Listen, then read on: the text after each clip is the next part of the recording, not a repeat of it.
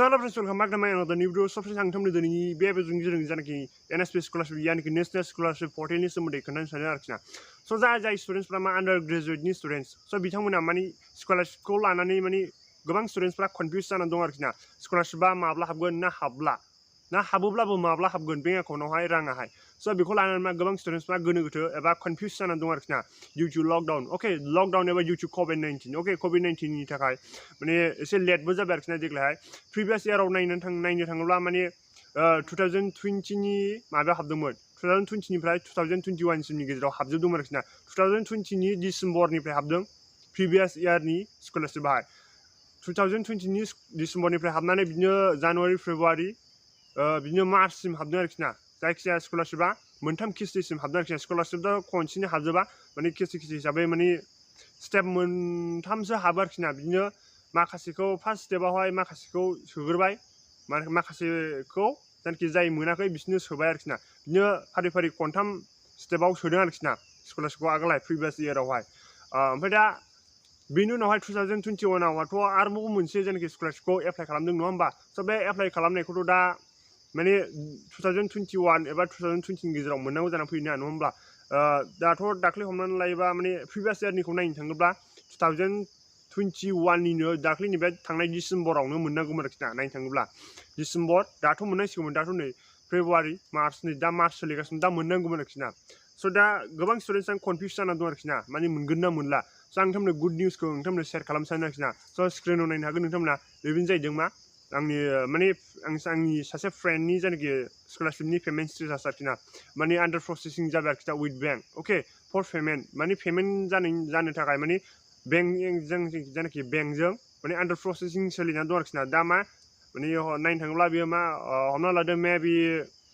10 एबा 15 डेज बा 1 विकनि गेजेरावनो मोनसिगोन आरोखि ना बे स्कलारशिपखौ बिदि जायोबा एसे थाबैनो मोनो आरोखि ना स' नोंथांमोनाबो चेक खालामनो हायाखैबा दा माने चेक खालामनानै नायदो माने NSP ट्रेक होननानै गुगोलाव सार्च खालामदो होमबानो ओरैबो सार्च खालामनो हायो NFMS होननानैबो सार्च खालामनो हायो एबा NSP ट्रेक होननानै सार्च खालामनो हायो स' सार्च खालामनानै नोंथांमोना नोंथांनि बेंक एकाउन्ट डिटेल्सखौ होनानै एबा एप्लिकेसन आइडिखौ होनानैहाय ट्रेक खालामनो नायबानो जाबाय आरोखि ना स' आं नोंथांमोननोबो प्रेक्टिकेलि नोंथांमोननो खोन्थागोन आरोखि ना गुगल क्रोम एपखौ अपेन खालामनानै स' गुगोलाव सार्च खालामनानै नोंथांमोननो प्रेक्टिकेलि माने जायनाखि बे पेमेन्ट स्टेटासखौ नोंथांमोननो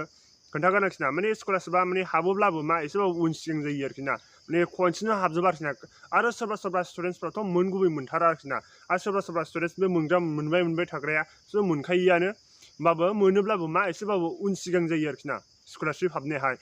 प्रिभियास इयारावबो बिदिनो मोनथाम किस्तियाव हाबदों आरोखि ना फार्स्ट किस्तियाव आङो मोननाया फार्स्टआवनो मोनो आरोखि आङो ओमफ्राय सेकेन्ड स्टेपाव माखासे माने फार्स्टआव मोनिफ्रा मोनबाय ओमफ्राय सेकेन्ड बारावबो मोनिया फार्स्ट एबा सेकेन्ड बारावबो मोनियाहाय थार्ड बाराव मोनबाय आरोखि ना मोनथाम किस्तिसिम होदों आरोखि ना स्कलारशिपखौहाय माने स्टेप बाय स्टेप माने लासै लासैसो होलांदों आरोखि ना माने अनेक स्टुडेन्टस थायोना नङा होमब्ला माने लासै लासै होलांनो हायो स' आं नोंथांमोननो खोन्थानोसै आरोखि ना जायनाखि प्रेक्टिकेलि आङो जायनाखि पेमेन्ट स्टेटासखौ माबोरै चेक खालामनो हायो स' फ्रेन्ड्स फार्स्ट अफ अल नोंथाङा नोंथांनि जायनाखि मबाइल फननि गुगोल क्रोम एपखौ अपेन खालामबाय स' आंबो आंनि फननि गुगोल क्रोम एपखौ अपेन खालामबाय स' दा बेवहाय सार्च बाराव नोंथांमोना सार्च खालामदो NSP ट्रेक NSP ट्रेक एबा NFMS होननानै सार्च खालामहैयो नोंथांमोना आं बेयाव सिम्पलि ओरैनो NSP ट्रेकल' होनसै ओरैनो NSP ट्रेक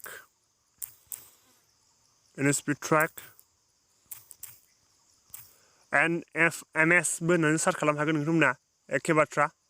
NSP एबा NFMS एखे बाथ्रा आरोखि ना NSP ट्रेक बेयाव फार्स्ट अफ अल दा बे फार्स्ट फैनाय लिंकआव क्लिक खालामबानो जाबाय नोंथांमोना क्लिक खालामनानै दा बेबायदि इन्टारफेस नुगोन आरोखि ना बेयाव क्लिक खालामखांनायनि उनावहाय आङो बे लिंकखौ आं डिसक्रिपसनाव होखागोन डाइरेक्टलि बे लिंकआव क्लिक खालामबानो नोंथांमोना बे पेजाव फैगोन आरोखि ना स' आङो बे वेबसाइटनि लिंकखौ आङो भिडिअनि डिसक्रिपसनाव होखागोन स' डाइरेक्टलि नोंथांमोना बेयाव गुगोलाव सार्च खालामनो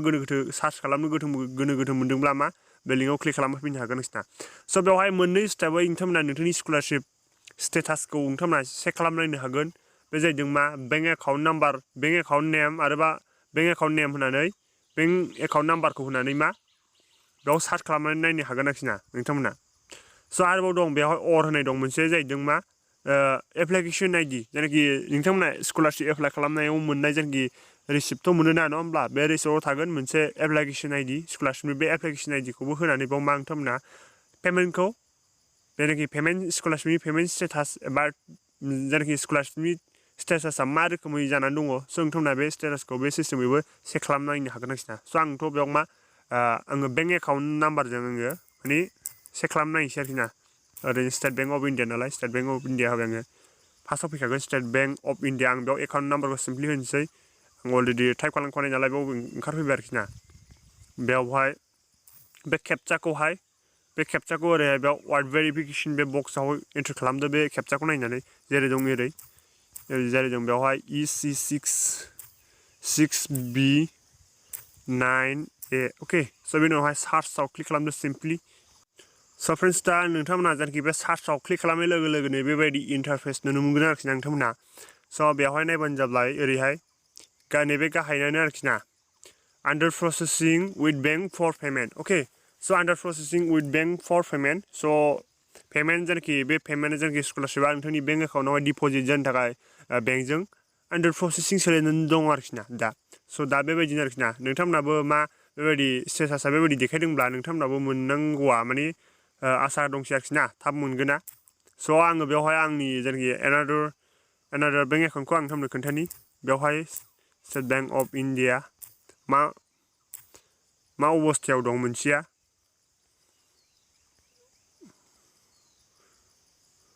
आं बे मोनसेखौ खोन्थानो नागिरदों आरोखि ना नोंथांमोननो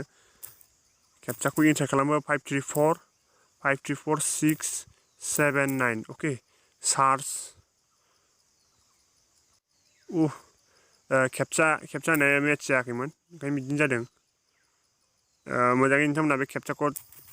एन्टार खालामनांगौ नायनानै 67ADYX ADS7ADYX सार्च खालामोबा बेबायदि नुनो मोनगोन आंना अनलि नै बेफोरबायदि बिदिल' नुदों आरोखि ना payment file rejected by agency स' बे मोनसे स्टेटासल' नुदों स' बैयावहाय नायनो थाङोब्ला मा आन्डार प्रसेसिं सोलिनानै दं पेमेन्टआहाय स' आङो खनसे खोन्थाबावनि नोंथांमोननो 681328 सार्च नोंथांमोना नुनो मोनबायना बेवहाय under processing with bank four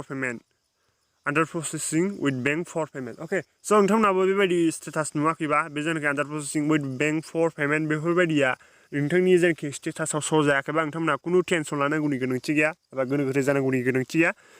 लासैनो बयनाबो हाबगोन आरोखि ना माने उन सिगां जायो स्कलारशिप हाबनायाहाय स' बिदिनो आरोखि ना बेबायदिनो आरो पेमेन्ट स्टेटासखौ नोंथांमोना बेबायदि सिस्टेमैहाय चेक खालामनानै नायनो हागोन आरोखि ना नोंथांमोना भिडिअखौ नायनानै बुजिबाय जानांगौ जायखि नोंथांनि एबा गोनो गोथो जानाय एबा कनफिउसना क्लियार जाबाय जानांगौ जायखि स्कलारशिपआ दा मा आन्डार प्रसेसिं सोलिगासिनो आरोखि ना विथ बेंक फर पेमेन्ट अके स' पेमेन्ट खालामनो थाखाय नोंथांनि जायखि बेंक एकाउन्टआवहाय स्कलारशिपखौ मा डिप'जिट खालामनो थाखाय मा बेंकजों आन्डार प्रसेसिं सोलिगासिनो आरोखि ना स' दा नोंथांमोनाबो आन्डार प्रसेसिं सोलिदोंबाथ' मोजां बाथ्रा जुदि सोलियाखैबा माने उनावहाय जागोन आरोखि ना माने खनसेनोथ' पेमेन्टखौ माने जेनाखि बे स्कलारशिपखौ गासिबो स्टुडेन्ट्सनो खनसे फार्स्ट टाइमावनो गासिबनिबो स्टुडेन्ट्सनि बेंक एकाउन्टआवहाय डिप'जिट खालामनांगौआ पसिबोल नंखाया आरोखि ना आङो हरै गावसिनि NSP स्कलारशिप पर्टेलनि जेनाखि कास्टमार केयारावबो कल खालामनानै रायलायखांखाबाय आरो आगोलहाय स' नोंथांमोना वेट खालाम हाबगोन नोंसिनाबो माने खुनु टेनसन लानांगौनि गोनांथि गैया बेवहाय मोनगोन आरोखि ना बयबो मोनखायो मोननाया माने मोनोब्लाबो माने उन सिगां जायो स' आइ हप नोंथांमोना बेखौ नायनानै बुजिबाय जानांगौ स' नोंथांमोना दिनैनि बे भिडिअखौ नायनानै मोजां भिडिअखौ लाइक खालामदो आरो शेयार खालामदो ना जुदि आं चेनेलाव चेनेलखौ साबसक्राइब खालामदो जेरैखि साइडआव थानाय बेल आइकनखौ प्रेस खालामदो जेब्ला आं गोदान गोदान भिडिअ आपल'ड खालामो बेनि नटिफिकेसनखौ मोननो थाखाय आरोबाव आङो जेरैखि स्कलारशिपनि सोमोन्दै माबा मोनसे आपडेट्स फैयोबा आं नोंथांमोननो आरोबाव माने भिडिअ बानायनानै आं नोंथांमोननो थाबैनो माने इनफरमेसन खालामगोन आरोखि माने इनफर्म खालामगोन आरोखि नोंथांमोननो इनफरमेसनखौ शेयार खालामगोन अके स' थेंक्स फर वाचिं बाय